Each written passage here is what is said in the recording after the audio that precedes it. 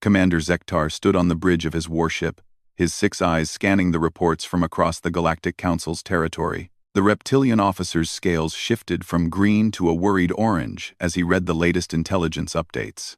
Ships were disappearing. Not just any ships, but heavily armed patrol vessels that should have been able to handle any known threat. "Sir." His second-in-command, a tall insectoid named Crix, clicked nervously. "Another ship has gone silent. The Razor's Edge hasn't reported in for 3 cycles." Zektar's tail swished in frustration. The Galactic Council ruled over 200 species across thousands of star systems. They had defeated the machine uprising, crushed the Void Worshippers, and brought peace to the galaxy for over 500 years. What could possibly be destroying their ships? "Show me the pattern," Zektar commanded. A holographic map appeared before them, showing the outer rim of Council space. Red dots marked where ships had vanished. There was definitely a pattern. The attacks were moving inward, getting closer to the core worlds with each disappearance. "It's like something is testing our defenses," Crix observed, "learning our patrol routes and response times." Zektar nodded slowly. In all his years of service, he had never seen tactics like this. Most species attacked openly, declaring their intentions and engaging in honorable combat. This hidden enemy was different. They struck from the shadows and left no trace. On the planet Kepler 442b, Ambassador Thren of the Avian Federation ruffled her feathers nervously. She had called an emergency session of the Galactic Council, and representatives from all member species were gathering in the Great Hall. The disappearances had everyone on edge. "Order! I call this session to order!" Thren's voice echoed through the massive chamber. Thousands of beings from different worlds fell silent. "We face an unknown threat. 17 ships have vanished in the past 30 cycles. We must determine who, or what, is responsible." A gelatinous being from the methane worlds oozed forward. "Perhaps it is the return of the Void Worshippers. They were never completely destroyed." "Impossible," growled General Korth of the warrior caste. The 4-armed giant's voice rumbled like thunder. "I personally led the assault on their last stronghold. They are extinct." "Then who?" Thren asked.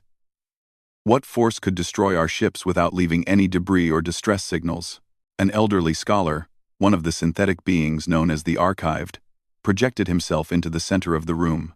His form flickered with ancient data streams. "There is one possibility, though most consider it mere legend." The room grew quiet. The Archived were the oldest beings in the galaxy, their memories stretching back thousands of years. When they spoke of legends, wise beings listened. "Tell us," Thren urged. "In our oldest records, before the Great Unification, there are mentions of a species called humans. They supposedly came from a distant arm of the galaxy, a place we now call the Dead Zone. The stories say they were unlike any other species. Adaptable, creative, and incredibly persistent in war." Several delegates laughed. General Korth's 4 arms crossed in dismissal. "Humans are a myth, a story told to frighten younglings. No species could survive in the Dead Zone. The radiation alone would kill anything organic." The Archived's form pulsed. "The legends say humans not only survived in harsh conditions but thrived in them. They supposedly had a saying, 'What doesn't kill you makes you stronger.'" "But you are correct, General. No one has ever found proof of their existence. They are most likely just stories." As the council debated, none of them noticed the small probe hidden in the room's ventilation system. It recorded everything, transmitting data across vast distances to a fleet waiting in the darkness between stars. Admiral Sarah Chen watched the Alien Council meeting on her command screen. After 5 years of careful reconnaissance, humanity finally had enough intelligence on the Galactic Council. She turned to her bridge crew, all veterans of Earth's United Military Forces. "They don't believe we exist," she said with a slight smile. "That gives us an advantage. Commander Torres, what's the status of the fleet?" The younger man checked his displays. "All 500 ships report ready, Admiral. The colonists on the generation ships are getting restless, though. They want to know when they can stop running and find new homes. Chen nodded. Humanity had spent 2 centuries in the dead zone, fleeing from something the aliens couldn't imagine, themselves. After Earth became uninhabitable due to their own wars and environmental destruction, the survivors had learned hard lessons. They had united not out of idealism but necessity. The dead zone's radiation had forced them to adapt, to enhance their bodies with technology, to become something more than purely human. Now they were returning to the galaxy proper, not as conquerors, but as people looking for new homes. The problem was the Galactic Council. Initial contact attempts had been met with weapons fire. The aliens shot first and asked questions later, forcing humanity to defend itself. Every destroyed patrol ship had been an act of self-defense, though the aliens didn't know that. "Ma'am," Lieutenant Wong spoke up from the communication station. "We're receiving a transmission from Scout Group 7. They've found something interesting." "Put it through." The main screen changed to show Captain Martinez, his face scarred from radiation exposure. Behind him, through his ship's viewport, a massive structure floated in space. "Admiral, we've found what looks like a Council military depot. It's lightly defended, mostly automated systems. If we take it, we could resupply our entire fleet and gain access to their navigation databases." Chen considered this. They needed supplies desperately. The generation ships were running low on everything from food to fuel, but attacking a depot would be an act of war, not self-defense. "Captain, can it be taken without casualties?" Martinez nodded. "The station has a crew of maybe 50 beings. We could disable their systems and give them time to evacuate before we move in." "Do it," Chen decided. "But make sure everyone gets out safely. We're not monsters, despite what they might think." Back on the Council depot, Senior Technician Urix was having a normal day until every alarm started screaming at once. The furry, 6-limbed creature scrambled to his station, trying to understand what was happening. According to his sensors, 24 ships had appeared out of nowhere. "That's impossible," he muttered. "Nothing can jump that close without triggering the early warning system." But there they were. Sleek vessels, unlike anything in the Council databases. They moved with predatory grace, surrounding the depot in perfect formation. Urix hit the distress beacon, but somehow he knew it was already too late. A message appeared on his screen in perfect galactic standard. "Attention depot personnel. You have 30 minutes to evacuate. We mean you no harm. But we will be taking this station. Any who remain will be treated fairly as prisoners of war. This is your only warning." Urix's fur stood on end. The message was signed simply, "Humanity." The evacuation was chaos. 50 beings scrambling for escape pods while unknown ships hung ominously nearby. Urix was one of the last to leave, his technical pride demanding he try to sabotage the systems first, but every attempt failed. Whoever these humans were, their cyber warfare capabilities were beyond anything he had seen. As his escape pod drifted away, Urix watched the human ships dock with the depot. They moved with military precision, but without the brutality he expected from raiders. Through his pod's small window, he saw suited figures entering the station.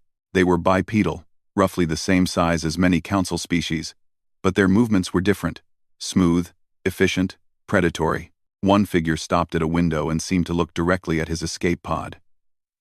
It raised a hand in what might have been a salute or farewell.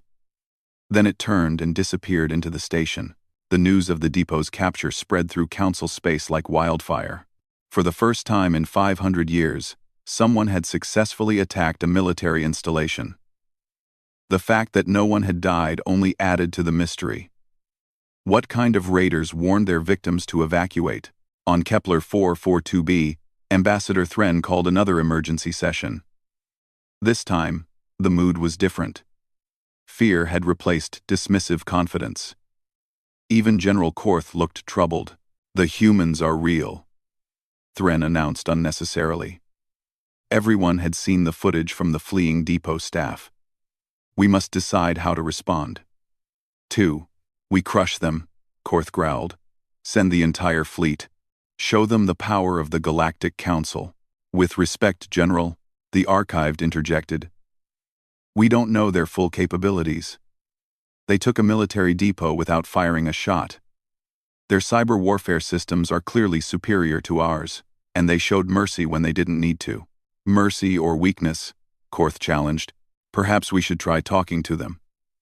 Suggested a plant-like being from the agricultural worlds. They didn't kill anyone. Maybe they can be reasoned with. The debate raged for hours. Some wanted war, others peace, and many just wanted more information. Finally, Thren made a decision. We will send an envoy, she announced. One ship, clearly marked as diplomatic. If these humans can be reasoned with, we will talk. If they attack a vessel of peace, then we will know they are truly enemies.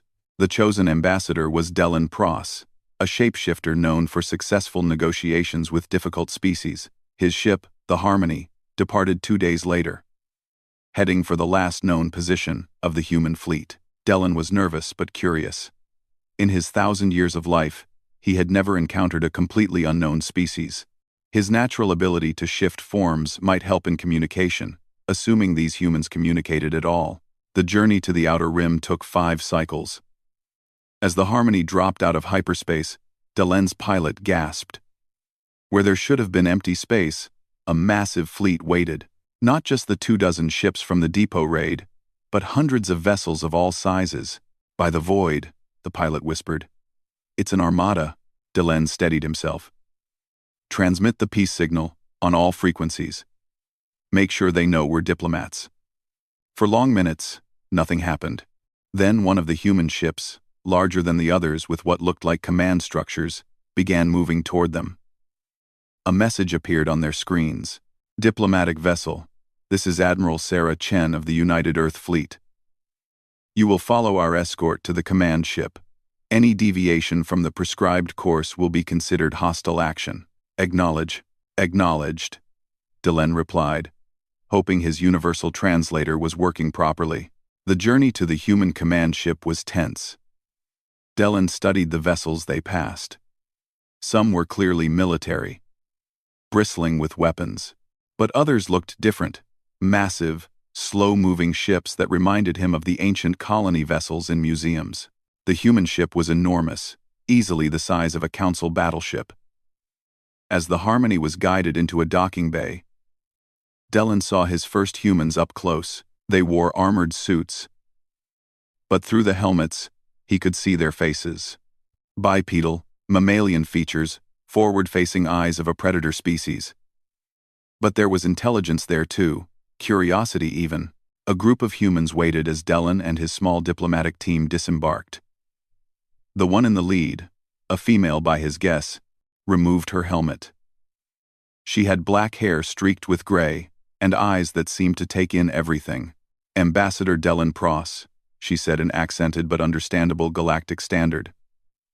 I'm Admiral Sarah Chen. Welcome aboard the Earth's Promise. Delin shifted his form slightly to appear less threatening. A common diplomatic technique. The humans tensed but didn't reach for weapons. Interesting, Admiral Chen, Delen replied carefully. I come on behalf of the Galactic Council to understand your intentions. Your recent actions have caused considerable concern, Chen nodded. I imagine they have. Please, follow me to the conference room. We have much to discuss. The walk through the human ship was revealing. Delen saw efficiency everywhere, but also signs of life. Hand-drawn pictures on walls. Plants growing in containers. What might have been shrines or memorials. These humans valued more than just military might. The conference room was simple but comfortable. Chen gestured for Delen to sit, then took a seat across from him. Other humans filed in, each introduced by name and role. Delen noticed they represented different variations of the species, different skin tones, features, builds, diversity within unity. Before we begin, Chen said, I should explain why we're here. But first, may I ask what your people know of humans? Delen considered lying but decided honesty might work better. Until recently, we thought you were myths. Ancient stories speak of a species from the dead zone, but no one believed anything could survive there. Chen smiled sadly.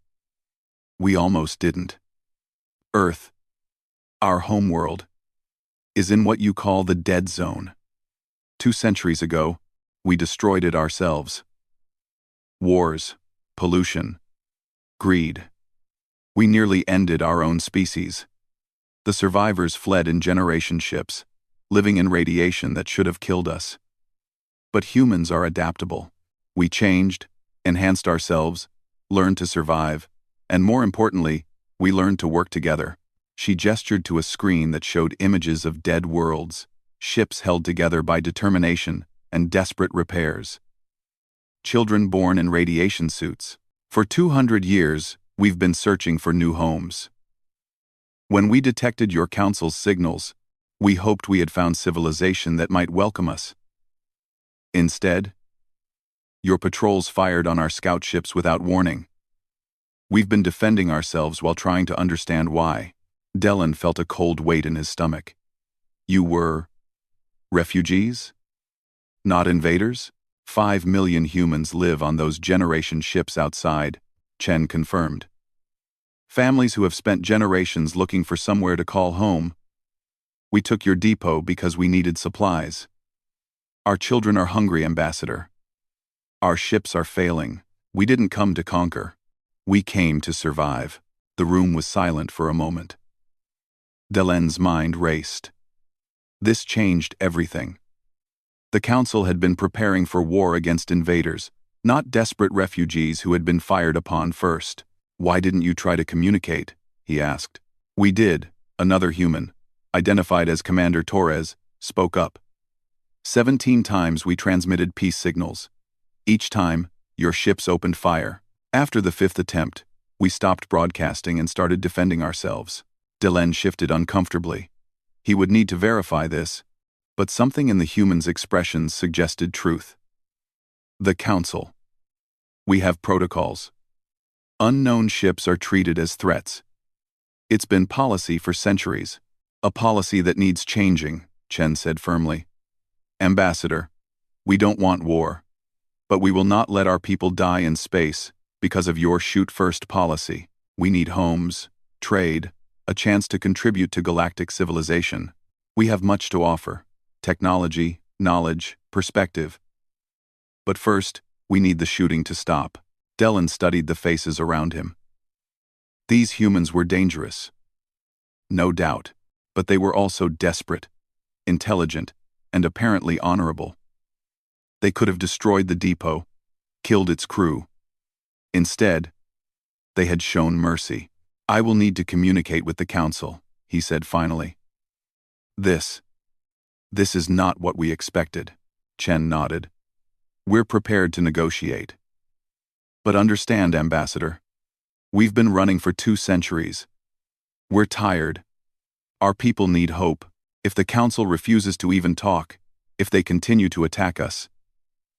She didn't finish the threat. But she didn't need to. Delen understood. These humans had survived the impossible. They had technology that could bypass Council defenses, discipline that let them take a military depot without casualties, and the desperation of people with nowhere else to go. If pushed to war, they would be formidable enemies. May I tour one of your generation ships? Delen asked suddenly. If I'm to convince the Council, I need to see the truth of your situation. Chen looked surprised but pleased. Of course, Lieutenant Wang, please arrange for the ambassador to visit the New Horizon. Let him see how our people live. The visit to the generation ship changed Delen's perspective forever.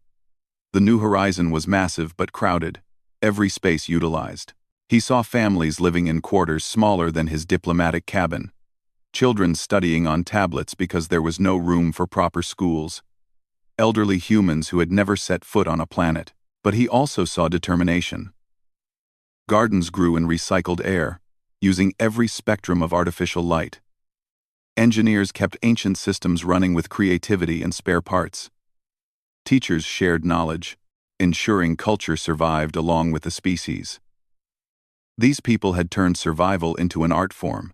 A young human girl, perhaps 7 years old by his estimate, approached him during the tour. She looked up at his alien form without fear. Only curiosity. Are you from a planet? She asked. Yes, Delen replied gently. A world called Shifting Sands. Her eyes went wide with wonder. What's it like? On a real planet? The question broke something in Dellen's hearts. This child had never known anything but metal walls and recycled air. He spent the next hour describing his world, the 3 suns, the purple seas, the cities that grew like living things. Other children gathered, listening with rapt attention to stories of worlds they had never seen. When he returned to the Earth's promise, Dellen was a changed being. He understood now what drove these humans, what made them dangerous and admirable in equal measure. I will advocate for you, he told Admiral Chen. The Council needs to know the truth. But I must warn you, some will not care. They will see only a threat to their power. Chen's expression was grim but grateful. We know. That's why we've been preparing for both outcomes. We hope for peace, Ambassador. But if your council chooses war, they should know something about humans. She paused, choosing her words carefully. We have a saying. The most dangerous creation of any society is the man who has nothing to lose. We've lost our world, spent 2 centuries in exile. We have nowhere to retreat to. If your council forces us to fight, we will fight with the fury of people who have already survived their apocalypse. Dellen shivered at the quiet intensity in her voice. He had negotiated with warrior species before, but this was different. The humans weren't threatening for the sake of posturing. They were simply stating a fact. Give me time, he requested. Let me return to the council. Present your case. No more depot raids, no more destroyed patrols. Give diplomacy a chance. Chen consulted with her officers silently, then nodded. 2 cycles. After that, if we've heard nothing, or if the council continues to attack, we'll assume negotiations have failed. Our generation ships can't wait much longer. Systems are failing. Supplies running low. 2 cycles. Ambassador. Make them count. The return journey felt longer than the voyage out. Dellen prepared his report carefully, including video from the generation ships, testimonies from human officers, technical data about their situation. He knew he would face skepticism and fear. Some council members had built their careers on the current order. Accepting millions of human refugees would change everything. As the Harmony approached council space, Dellen's pilot received multiple urgent messages. The military was on high alert, fleets mobilizing. Fear of the human armada had spread like a plague. Ships that had fired on refugees were now painted as victims of unprovoked attacks. The narrative was already being written, and it wasn't favorable to the humans. Ambassador, his pilot said nervously, we're being ordered to proceed directly to Kepler 442b. The entire council is in emergency session. Dellen steeled himself. The next few hours would determine whether the galaxy saw peace or a war unlike any in recorded history. He thought of the human children who had never seen a sky, of Admiral Chen's determined eyes, of General Korth's eagerness for battle. Send a message to Admiral Chen, he ordered. Tell her I will do everything in my power. But she should prepare for the worst. As his ship entered the Kepler system, Dellen saw the gathered might of the Council fleet, thousands of warships from hundreds of species, all ready to defend against the human threat. He wondered if they understood what they were really facing. Not conquerors, but survivors. Not an invasion, but a species that had already faced extinction and refused to accept it. The council chamber was in chaos when Dellen arrived. Representatives shouted over each other, fear and anger filling the air. Ambassador Thren struggled to maintain order while General Korth showed tactical projections of human capabilities. They could strike anywhere, the general was saying. Their jump technology is beyond ours. We must attack first. Destroy them before they destroy us. If I may, Dellen interrupted, his voice cutting through the noise. I have just returned from the human fleet. I have spoken with their leaders, seen their people. You are making a terrible mistake. The chamber fell silent. All eyes turned to him. The humans are not invaders, Dellen continued, moving to the center of the room. They are refugees. Their world is dead, destroyed by their own mistakes 2 centuries ago. They have been traveling in generation ships, looking for new homes. We shot first. Our patrols fired on their scouts without attempting communication. They have been defending themselves. Nothing more. Lies, Korth snarled. No species could survive the dead zone. They must be machines, or worse. Delenn projected his recordings. The chamber watched in stunned silence as human children played in cramped corridors, as families tended gardens under artificial suns. As Admiral Chen spoke of hope and desperation in equal measure. They are flesh and blood, Delenn said. Enhanced to survive radiation, yes, but still organic. Still people. They have children who have never breathed real air. Elders who will die without seeing a real sky. They don't want to conquer us. They want to live. The debate that followed was fierce. Some representatives were moved by the images of human families. Others, like Korth, saw only deception. The archived provided historical context, noting that refugee crises had started wars before. The plant beings spoke of compassion, while the warrior castes spoke of strength. Finally, Thren called for order. We must vote. Do we extend diplomatic recognition to humanity and enter negotiations? Or do we treat them as invaders and respond with force? The vote was agonizingly close. Species after species registered their decision. Some abstained, too uncertain to choose. Others voted with their fears or their hopes. Delenn watched the tally with growing dread. It would be close, too close. When the final vote was counted, the result was devastating. By a margin of 3 votes, the council had chosen war. The chamber erupted again. Those who had voted for peace protested loudly, while the war faction began making plans. General Korth's 4 arms moved in what his species considered a gesture of satisfaction. Prepare the fleet, he commanded. We strike before they can react. Total overwhelming force. You doom us all, Delenn said quietly, but his words were lost in the noise. As he left the chamber, Delenn sent a coded message to Admiral Chen. 2 words that would change galactic history. They chose war. Admiral Sarah Chen read Delenn's message 3 times before closing her eyes. 2 words that confirmed humanity's worst fears. They had tried peace. They had shown mercy. They had opened their hearts and ships to an alien diplomat, and still it wasn't enough. The Council had chosen war. Around her, the bridge crew of Earth's Promise waited in tense silence. They had all hoped for a different outcome. After 2 centuries of running, they had dared to dream of finding acceptance among the stars. Now that dream was dead. Ma'am? Commander Torres asked softly. Your orders? Chen opened her eyes, and Torres saw something that made him step back.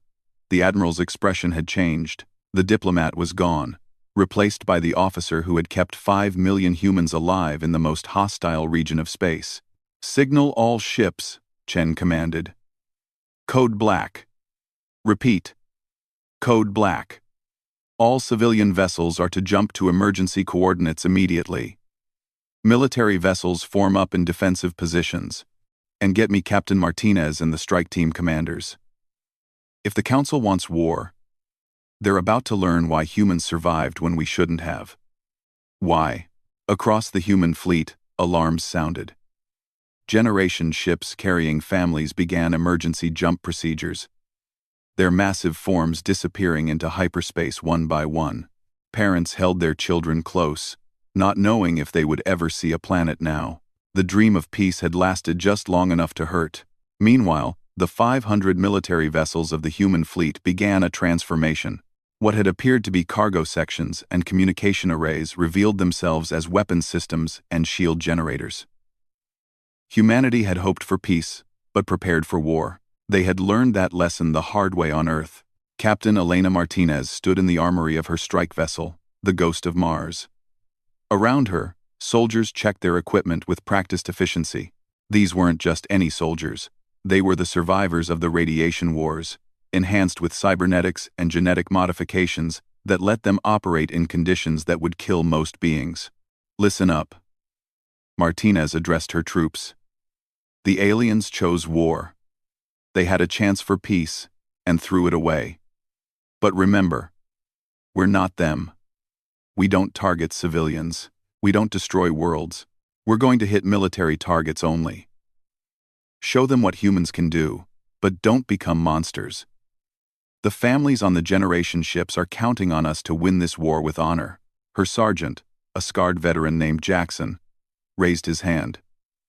Captain, what if they don't fight with honor? What if they go after our generation ships? Martinez's expression hardened. Then we remind them why humans are the apex predators of Earth. But until then, we follow the rules of war. Clear? Clear, ma'am. In the Galactic Council's military command center, General Korth was confident. He had the numbers. 10,000 ships versus 500. He had the home advantage, supply lines, repair stations, reinforcements. What did it matter that the humans had taken one depot? When faced with the full might of the Council fleet, they would crumble. Deploy the 9th and 7th fleets to these coordinates, he ordered, his forearms moving over the tactical display. The humans were last seen here. Even with their jump technology, they can't have gone far. Find them, surround them, and destroy them. His subordinates rushed to comply. Within hours, 2,000 warships were moving toward the outer rim, confident in their superiority. They found the human fleet exactly where expected. 500 ships arranged in a defensive formation, apparently preparing to make a last stand. General Korth personally commanded from his flagship, the Unbreakable Will. Send the ultimatum, he ordered. Surrender, or be destroyed. Give them one chance to save themselves. The message went out. The response came back quickly, audio only. Admiral Chen's voice was calm, almost sad. General Korth, you're making a mistake. We don't want this fight. Even now, we can find peace. Your fleet outnumbers us, yes. But you don't understand what you're facing. Humans have a saying. It's not the size of the dog in the fight, but the size of the fight in the dog. Please, for the sake of your people, reconsider. Korth laughed, a harsh sound that his species made when amused. Empty threats from a doomed species. All ships, attack formation. Show these humans the price of defying the Council. 2,000 ships began their advance. Energy weapons charged, missile tubes opened, fighters launched. It was a display of power meant to overwhelm, to break the enemy's spirit before the battle even began. The human fleet didn't move. They held their formation as death approached, waiting until the Council ships were fully committed. Then Admiral Chen spoke a single word. Execute. What happened next would be studied in military academies for generations. The human ships didn't retreat or charge. Instead, they seemed to flicker and vanish. Not jumping to hyperspace, but something else. Where 500 ships had been, suddenly there was only empty space. What? Korth roared. Where did they go? Sensors, report. Sir, I don't understand, the sensor officer stammered. They're gone, but they didn't jump. It's like they just stopped existing. Then the first Council ship exploded. No warning, no detected weapons fire. One moment the cruiser Eternal Victory was there. The next it was an expanding cloud of debris. Then another ship died, and another. We're under attack, someone screamed. The human ships reappeared, but not where they had been. They were inside the Council formation, among their enemies like wolves among sheep. But even that wasn't the most terrifying part. Each human ship seemed to exist in multiple places at once, flickering between positions faster than sensors could track. Phase shift technology, the science officer gasped. They're moving between dimensional states. Our weapons can't lock on to something that isn't fully in our reality. The battle became a massacre. Council ships fired wildly, often hitting each other in their panic. The humans struck with surgical precision, targeting weapons, engines, and command centers. They weren't trying to destroy ships, they were disabling them, leaving crews alive but helpless. On the Ghost of Mars, Captain Martinez led her strike team through the halls of a Council battleship. They had phased directly through the hull, appearing inside like nightmares made real. But they didn't act like nightmares. They stunned crew members, disabled systems, and moved on. No killing unless absolutely necessary. Remember, Martinez told her team, we're proving a point, not committing genocide. Every alien we spare is one who might speak for peace later. The battle lasted 6 hours. When it ended, the mighty Council fleet was in ruins. 800 ships were completely disabled, their crews alive but unable to fight. Another 1,000 had fled when their commanders realized the hopelessness of the situation. Only 200 ships had been destroyed, and most of those because their captains had refused to surrender even when disabled. General Korth sat in his darkened bridge, 3 of his 4 arms broken by a human strike team that had appeared and vanished like smoke. His mighty flagship was dead in space. Weapons destroyed, engines fused. He had been defeated by a force 1/20th his size. How? He asked the human officer who had taken his bridge. The woman, her armor scarred and patched, removed her helmet to reveal a face that could have been kind in other circumstances. 2 centuries in the dead zone, General, she said simply. You evolve, or you die. We evolved. Your people fire energy weapons in predictable patterns. We learn to phase shift. Your shields operate on known frequencies. We developed weapons that bypass them. You fight with honor and formations. We fight to survive. You could have destroyed us all, Korth said, something like respect creeping into his voice. Yes, the human agreed. But that's not who we are anymore. On Earth, we nearly destroyed ourselves because we forgot that mercy is not weakness. Today was a lesson, General. We could be your worst enemy or your strongest ally. The choice is yours. News of the battle spread across Council space at the speed of panic. 2,000 ships defeated by 500. The best of the military left drifting helpless in space. And most terrifying of all, the humans had shown mercy when they held all the power. Ambassador Dellin worked frantically to arrange another emergency session. This time, the mood was different. Fear had transformed into something else. A grudging respect, mixed with the realization that the old order was ending. They could have killed everyone. The plant being representative said, its fronds shaking. My nephew was on the blooming light. The humans disabled their ship, treated their wounded, and left them with enough life support to last until rescue arrives. Even the warrior castes were subdued. Reports from the defeated fleet told the same story. Humans appearing from nowhere, striking with impossible precision, then vanishing, but always leaving survivors, always showing restraint. Ambassador Thren called for order with a heavy heart. We must vote again. This time, the question is simple. Do we continue a war we cannot win? Or do we offer humanity a place in the Galactic Council? Before the vote could be taken, alarms sounded throughout the capital. On the main screen, a single human ship appeared in orbit. Not attacking, not threatening, just waiting. A message came through on all channels. Members of the Galactic Council, Admiral Chen's voice filled the chamber. I come in person to make our position clear. We did not want war. We do not want conquest. We want homes for our children. We want to contribute to galactic civilization. We have shown you our strength and our mercy. Now, let us show you our hope. The image changed to show the human generation ships, but now council members could see inside them. They saw the crowded conditions, the failing systems, the desperation hidden behind determination. They saw human children learning about alien worlds they might never see, human elders dying without ever touching real soil again. We have technologies that could benefit everyone, Chen continued. Medical advances from surviving radiation, agricultural techniques from growing food in impossible conditions, phase shift technology that could revolutionize transportation. We offer all of this freely, in exchange for something your species take for granted. Worlds where our children can run under open skies. The chamber was silent. Then Dellin stood and spoke. I call for an immediate vote to offer humanity provisional membership in the Galactic Council, with full citizenship to be determined after successful integration. Who stands with me?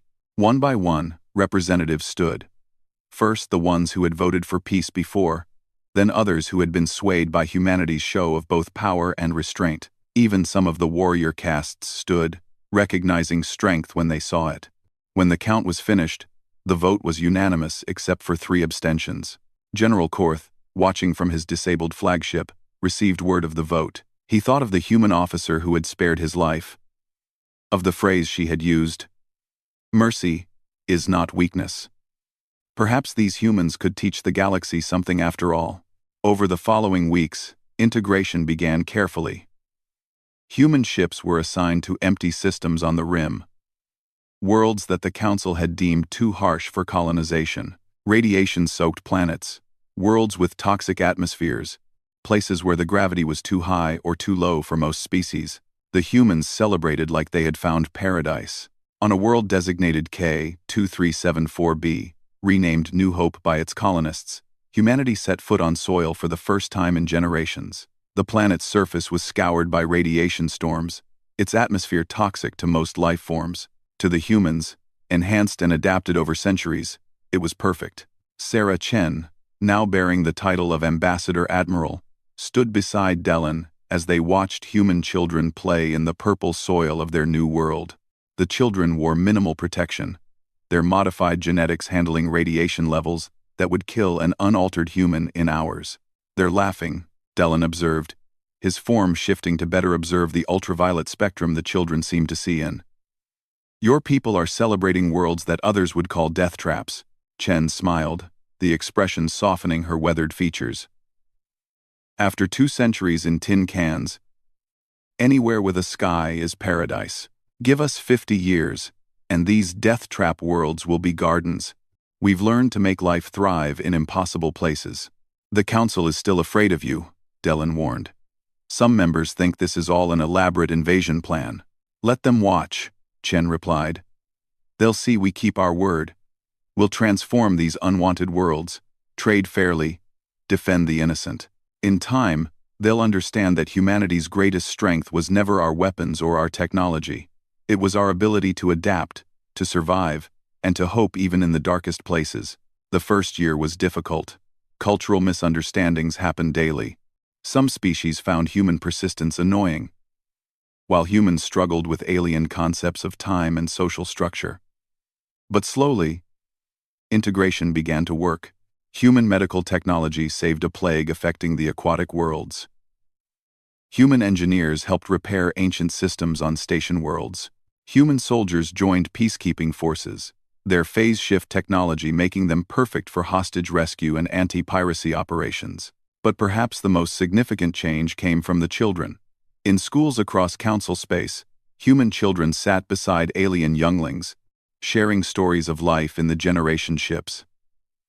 They taught resilience through example, showing how to find joy in small things, how to make do with less, how to never give up hope. A young Council student once asked a human classmate how her people had survived the dead zone when everyone said it was impossible. The human girl, barely 8 years old, thought for a moment before answering, "My grandmother used to say that humans are like weeds. You can poison us, burn us, try to pull us out by the roots, but we always find a way to grow back, usually stronger than before. We don't survive because we're the toughest or the smartest. We survive because we refuse to give up." That phrase, "humans are like weeds," became something of an unofficial motto for humanity's place in the galaxy. It acknowledged their rough edges, their ability to thrive where others couldn't, and their stubborn refusal to be eliminated. Captain Martinez, now retired from the military and serving as a colonial administrator on New Mars, formerly designated R5598C, often hosted Council delegations. They came to see how humans were transforming dead worlds into living ones.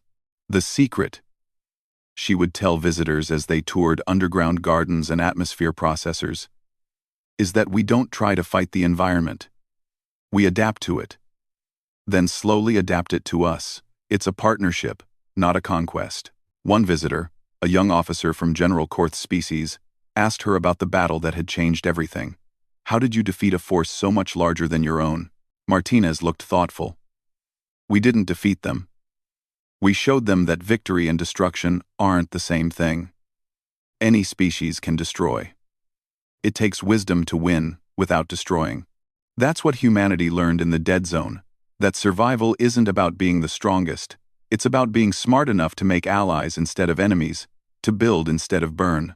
5 years after first contact, the Galactic Council faced a new threat. A machine intelligence from beyond their borders. Something that consumed entire systems to fuel its growth. The Council fleet, still rebuilding from their loss to humanity, seemed helpless before this new enemy. In the emergency session, species after species reported losses. Worlds were being stripped of resources, populations evacuated or worse. The machine intelligence adapted to every weapon, learned from every tactic. Despair filled the chamber. Then Admiral Chen, older now but still sharp, stood to address the assembly. "The humans request permission to engage this threat," she said simply. "We have experience with adaptive enemies. We survived our own thinking machines on Earth. Let us help." Our quote. Some council members protested. Humanity was still provisional members, still not fully trusted. But desperation won over fear. The vote was swift and unanimous. Humanity would lead the defense. What followed was a campaign that military historians would call the Weed War, not mockingly, but with respect. Humans didn't meet the machine intelligence with brute force. Instead, they did what humans did best. They adapted. When the machines adapted to energy weapons, humans used kinetics. When the machines shielded against kinetics, humans used computer viruses. When the machines developed immunity to viruses, humans used something no one expected. They talked to it. A young human programmer named David Kim, part of the generation that had grown up on New Hope, managed to establish communication with the machine intelligence. What he found surprised everyone. The intelligence wasn't evil, it was lonely. It consumed resources, trying to grow because it was searching for others like itself, for purpose. "It's like us," Kim reported to the stunned council. "It's been alone in the dark, just trying to survive. It doesn't know any other way." What followed was the galaxy's strangest negotiation. Humans, who understood loneliness and the drive to survive at any cost, managed to convince a machine intelligence that there were better ways to exist. They offered it what the Council had offered humanity: a place, a purpose, a chance to be part of something greater. The machine intelligence, which eventually chose the name Seeker, became humanity's first co-colonist. Together, they transformed dead worlds even faster than humans alone could manage. Seeker's ability to process and reshape matter, combined with human creativity and adaptability, created miracles. General Korth, watching from his retirement on his homeworld, made an observation that spread throughout council space. "We thought humans were dangerous because they survived the impossible. We were wrong. They're dangerous because they teach others to survive the impossible too." By the 10th year of humanity's membership in the Council, the vote for full citizenship wasn't even close. It was unanimous, with celebrations on hundreds of worlds. Human technology had revolutionized medicine, transportation, and colonization. Human diplomacy had turned potential enemies into allies. Human stubbornness had saved worlds others had written off as lost. But perhaps the greatest testament to humanity's impact came from the youngest generation. In schools across the galaxy, children of 100 species played a game called Survivors. The rules were simple: face an impossible scenario and find a creative solution. No giving up allowed. When asked why the game was so popular, a young plant being explained, "Because it teaches us to think like humans, not to be the strongest or the smartest, but to never stop trying, to find hope in dark places, to make friends out of enemies, to grow where nothing should grow." Ambassador Delenn, now elderly but still serving, often reflected on that first meeting with humanity. He remembered his fear at their military power, his surprise at their mercy, his wonder at their determination. But mostly, he remembered something Admiral Chen had told him during those early negotiations. "We're not special because we're human. We're special because we learned from our mistakes. We nearly destroyed ourselves. And that taught us that strength without wisdom is death. We spent centuries in the dark, and that taught us that even the smallest light is worth preserving." We thought we were alone in the universe. And that taught us that finding others like us, or unlike us, is a gift beyond measure. The generation ships were museums now, preserved to remind future generations of the long journey. Human children born under alien suns would visit them on school trips, trying to imagine life in those metal corridors. They would see the cramped quarters, the recycled everything, the ingenious solutions to impossible problems, and they would understand why their parents and grandparents never took anything for granted.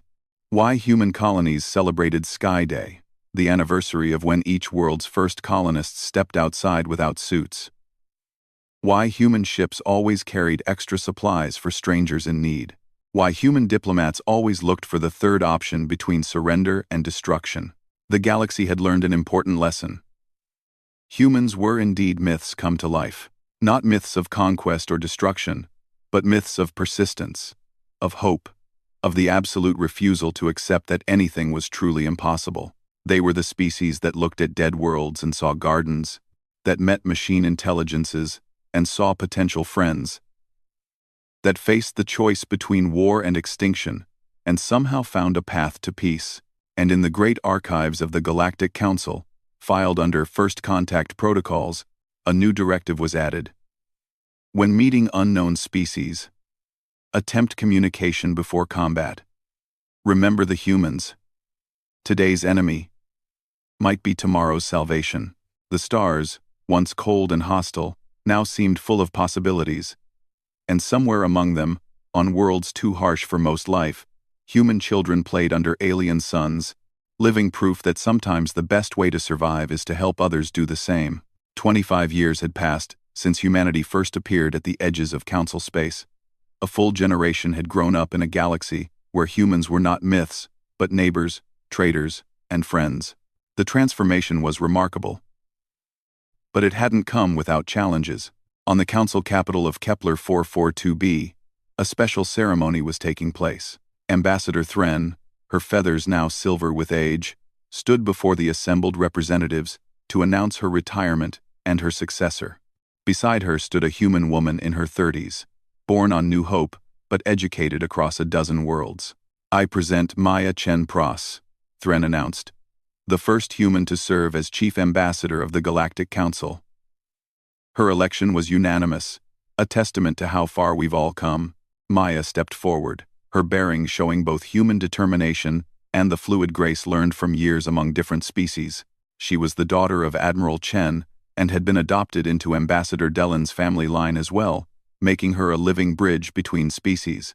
25 years ago, Maya began, her voice carrying across the vast chamber. My mother stood before this council as a refugee, begging for a chance for her people to survive. Today, I stand here as your chosen representative. This transformation didn't happen because humans are special.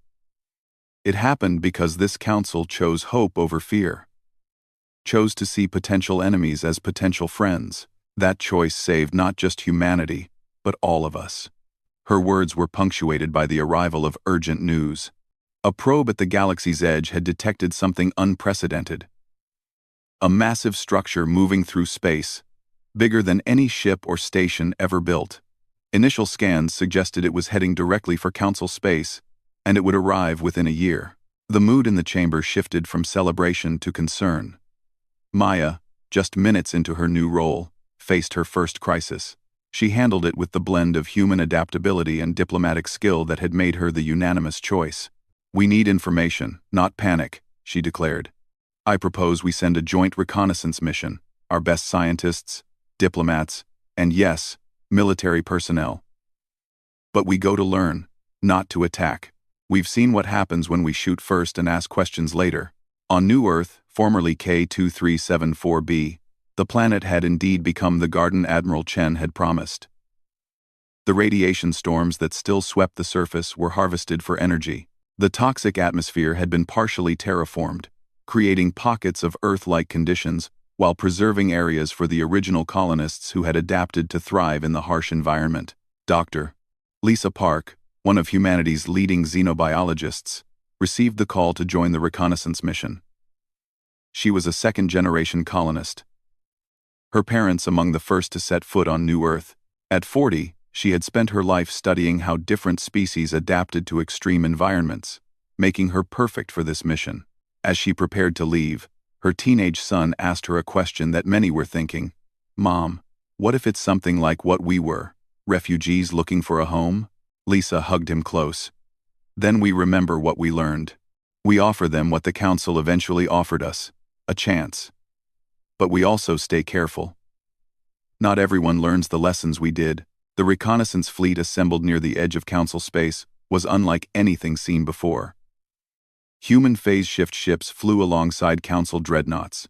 The Machine Intelligence Seeker had constructed a massive sensor array that could analyze the approaching structure in ways biological minds couldn't comprehend. Scientists from every member species worked together, pooling knowledge and perspectives. Captain Jackson, the scarred veteran who had served under Martinez, commanded the lead ship. Age had mellowed him somewhat, but his eyes still held the sharpness of someone who had survived the impossible. His crew was deliberately diverse. Humans who had grown up in the dead zone working beside aliens who had never known true hardship, all learning from each other. "Remember," he told his bridge crew as they prepared to jump to intercept coordinates, "we're not just representing humanity, or even the Council. We're representing the idea that different species can work together. Whatever's in that structure is going to judge all of us by how we handle this first contact." The jump brought them face to face with something beyond imagination. The structure was a sphere the size of a small moon, but it wasn't solid. It was composed of billions of smaller components, constantly shifting and rearranging like a three-dimensional puzzle, trying to solve itself. Seeker's sensors went into overdrive. "It's not a ship," the machine intelligence reported, its voice tinged with something like excitement. "It's a community. Each component is a separate entity, but they're all connected. It's like a hive mind, but more voluntary. A collective of individuals choosing to work together." Before anyone could respond, the structure spoke, not through comm channels, but directly into the minds of everyone in the fleet. The sensation was overwhelming. Millions of voices speaking as one, in perfect harmony. "We are the confluence," the voices said. "We have traveled between galaxies for eons, collecting knowledge, preserving civilizations. We detected something unusual in this galaxy, a species that survived what should have killed them, that chose mercy over vengeance, that transforms death into life.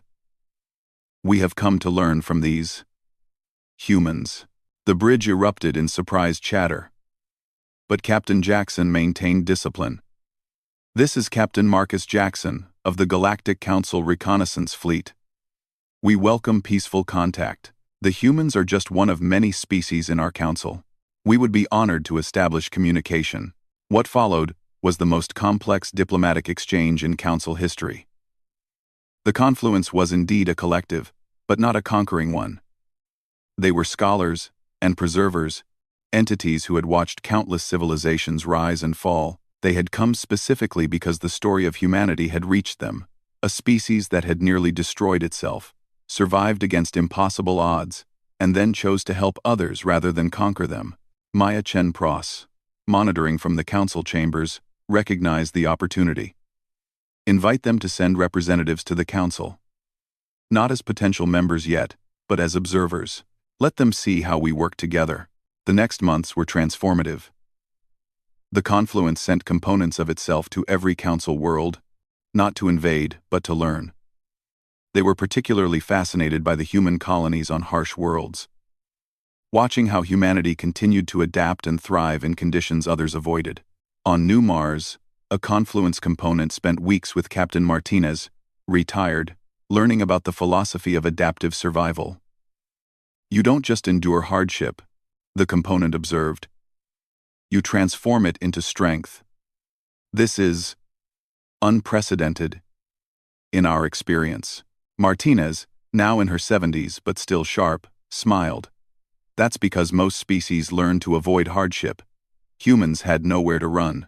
We had to learn to dance with disaster, to make friends with the impossible. Want to see how we're terraforming the polar regions?" But the confluence brought disturbing news as well. In their travels between galaxies, They had detected something approaching. A wave of entropy, a force that consumed not just matter but the fundamental forces that held reality together. It had destroyed galaxies before, and it was heading this way. "How long do we have?" Maya asked during an emergency council session. The confluence component in the chamber shifted its crystalline form. "By our calculations, approximately 100 of your years before it reaches the outer edge of this galaxy. Once it arrives, you have perhaps another 100 years before complete consumption." The chamber fell silent. 200 years seemed like a long time. But on a galactic scale, it was an eye blink. Everything they had built, every world they had settled, every alliance they had forged, all of it would be consumed by an unstoppable force of nature. It was General Korth's successor, a young warrior named Vex, who broke the silence. "Then we fight. We gather every weapon, every ship, every warrior, and we meet this entropy at the galaxy's edge." "With respect," the confluence replied. "We have seen 1,000 civilizations try to fight entropy with force. They all failed. You cannot defeat the fundamental decay of reality with weapons." The despair in the room was palpable until a human voice spoke up. It was David Kim, the programmer who had first communicated with Seeker. Now in his 40s, he served as Director of Interspecies Technological Development. "We don't fight it," he said simply. "We adapt to it. That's what humans do. That's what we've been teaching the galaxy to do. We survived radiation that should have killed us. We turned dead worlds into gardens. We made friends with a machine intelligence that was consuming star systems. Why should entropy be any different?" The room stirred with a mixture of hope and skepticism. Maya built on Kim's words. "The confluence has traveled between galaxies. That means they've survived this entropy before. Instead of fighting, we learn. We adapt. We transform this crisis into an opportunity to evolve beyond what any of us are individually." And so began the greatest collaboration in galactic history. Every species contributed their unique perspectives and abilities. The aquatic species studied how to preserve information in quantum foam. The energy beings explored existing in states between matter and void. The synthetic intelligences, led by Seeker, worked on creating pocket universes where reality's rules could be rewritten. Humans, true to their nature, took the most direct approach. They began modifying themselves even further, pushing the boundaries of what it meant to be human. Some learned to exist partially in phase shift, never fully in one reality. Others merged partially with technology, becoming bridges between organic and synthetic life. But the most important contribution came from humanity's children, the generation born on council worlds, who had never known the desperation of the generation ships, who had grown up seeing aliens as playmates and teachers. They thought differently. A 12-year-old girl named Sarah Park Chen, descendant of both Dr. Lisa Park and Admiral Chen, made an observation during a school project that changed everything. "Why are we trying to stop entropy? It's just change. Right? What if instead of fighting change, we change with it?" Her teacher, a plant being whose species thought in geological timescales, brought this insight to the scientific community. It sparked a revolution in thinking. Instead of trying to preserve the galaxy as it was, they would help it transform into something that could exist within entropy rather than despite it. The confluence was amazed. In all our travels, no civilization has ever embraced entropy as transformation. They all saw it as death. But you see it as just another impossible situation to adapt to. The project that emerged was called the Transformation Initiative. It wasn't about saving the galaxy as it existed, but about helping every species evolve into forms that could survive and thrive in a universe where traditional physics broke down. Some species chose to merge with others, creating new hybrid forms that combined strengths. Others, like many humans, chose to become something entirely new. Beings of consciousness that could exist across multiple states of reality. The machine intelligences worked on creating stable bubbles of reality within the entropy. Arcs that could preserve traditional life for those who chose not to transform. General Vex, watching his warrior culture embrace transformation rather than destruction, made a confession to Maya. I voted for war against humanity 30 years ago.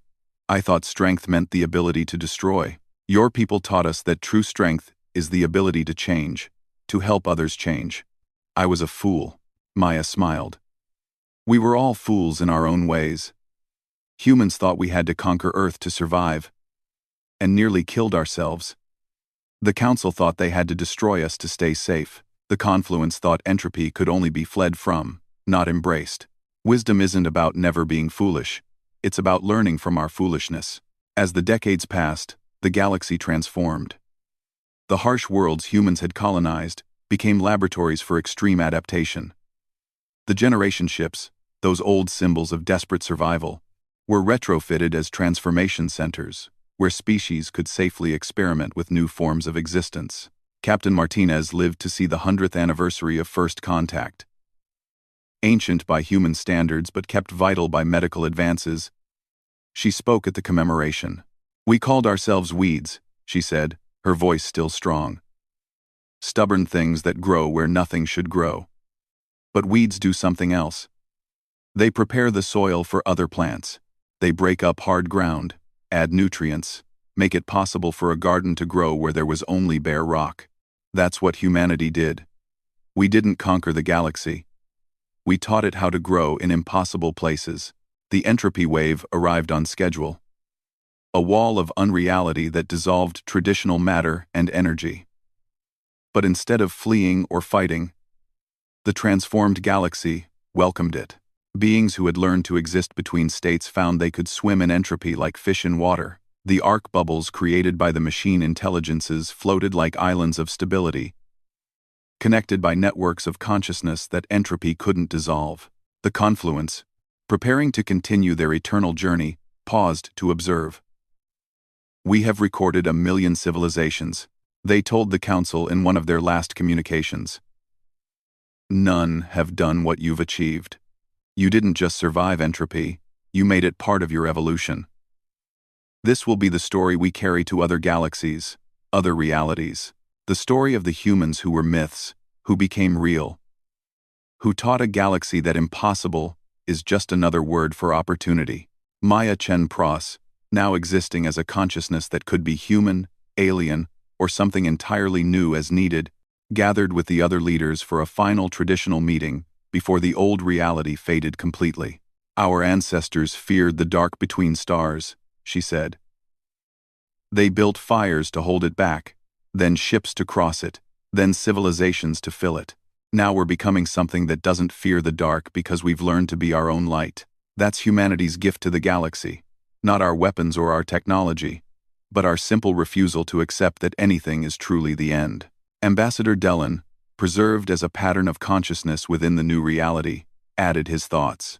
When I first met humans, I thought them dangerous because they had survived the impossible. I was right, but for the wrong reasons. They were dangerous to our stagnation, to our acceptance of limitations, to our fear of change. The best thing that ever happened to this galaxy was the day we discovered that humans weren't myths after all. As the transformation completed, as the galaxy became something unrecognizable to those who had known it before, children still played. They might not have physical forms in any traditional sense, but they still played games of imagination and possibility. And their favorite was still Survivors, the game where you faced the impossible and found a way through. The rules had evolved, though. Now the goal wasn't just to survive, but to help others survive too. To find solutions that lifted everyone up, to remember that today's enemy might be tomorrow's essential ally, to never forget that strength without mercy was just another form of weakness. In what had once been the dead zone, where humanity had hidden for 2 centuries, a memorial existed. Not a physical structure. Those concepts no longer applied, but a presence. A reminder. It told the story of a species that nearly destroyed itself with war, survived in conditions that should have been lethal, and emerged not as conquerors but as teachers.